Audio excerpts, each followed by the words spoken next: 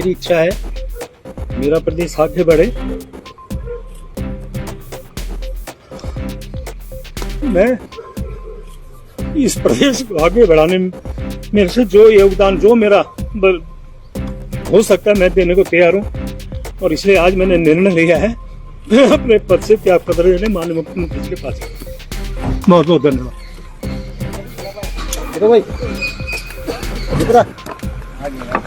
प्रेमचंद अग्रवाल जी ने आज इस्तीफा दिया है, और इस्तीफा देते समय उन्होंने एक बड़ी गंभीर बात कही कि मुझे उत्तराखंड के लोगों ने इसलिए स्वीकार नहीं किया क्योंकि मेरे नाम के पीछे अग्रवाल है। प्रेमचंद अग्रवाल जी, आप कैसे भूल गए कि आपको कई बार विधायक यहीं की जनता ने चुन के भेजा?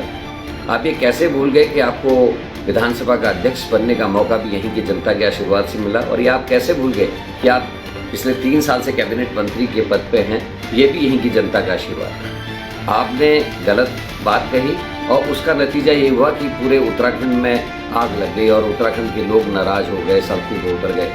आपके पार्टी के अध्यक्ष ने एक और भद्दा बयान दे दिया, उन्होंने कह दिया सड़क छाप लोग जो है आंदोलन कर रहे हैं। तो ऐसी चीज़ों से लोगों में उद्वेलना आती है, लोग नाराज होते हैं। आपको कैसे भूल गए, आप खुद आंदोलनकारी रहे हैं, कि जिस प्रदेश का गठन लोगों की शहादत में, लोगों के जेल जाने से, लोगों की प्रताड़ना के साथ हुआ हो, उन लोगों को आप कैसे अपमानित कर सकते हैं? आज आपने इस्तीफा दिया है, प्रायश्चित किया है, मैं आपको धन्यवाद देता हूं और मुख्यमंत्री से अपील करूंगा कि जल्दी से जल्दी इस इस्तीफे को स्वीकार करें, और साथ में महेंद्र भट्ट जी को भी हिदायत दें कि वो इस तरीके की भाषा शब्दावली का प्रयोग ना करें, ताकि उत्तराखंड के लोग उद्वेलित ना हो।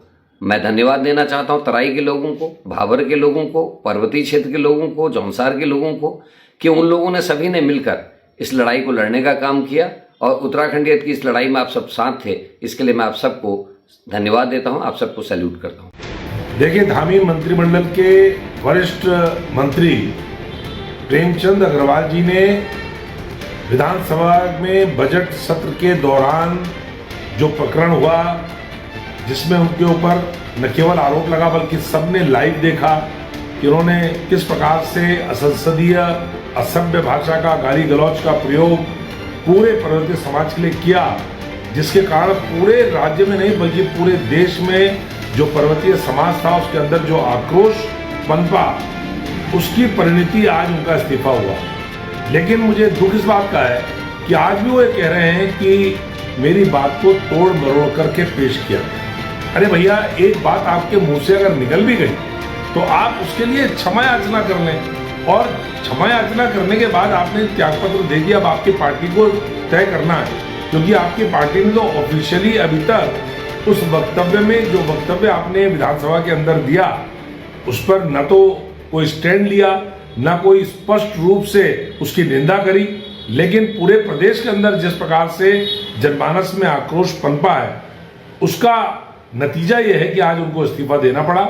मैं समझता हूं कि पूरी राजनीतिक बिरादरी के लिए एक बहुत बड़ा संदेश है किस प्रकार से हमको आचरण करना है, सदन के बाहर, सदन के अंदर, जनता के साथ। जो मतदाता हैं, जो जनता है, जो हमारी जनार्दन है, उसके प्रति हमारा क्या रुख होना चाहिए और कैसी भाषा हमको प्रयोग करनी चाहिए, ये एक बहुत बड़ा।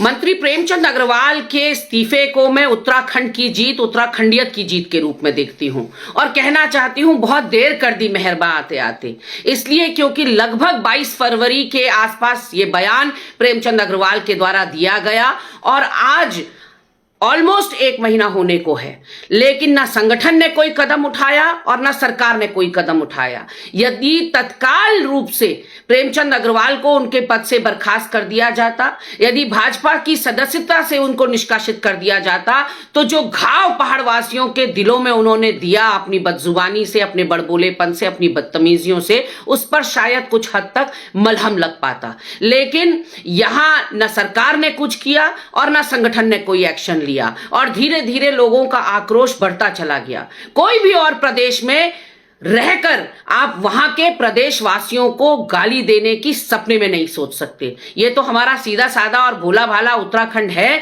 जो सब कुछ सर माथे ले लेता है और सब कुछ सहन कर लेता है। लेकिन इस बार कुछ ज्यादा हो गया था।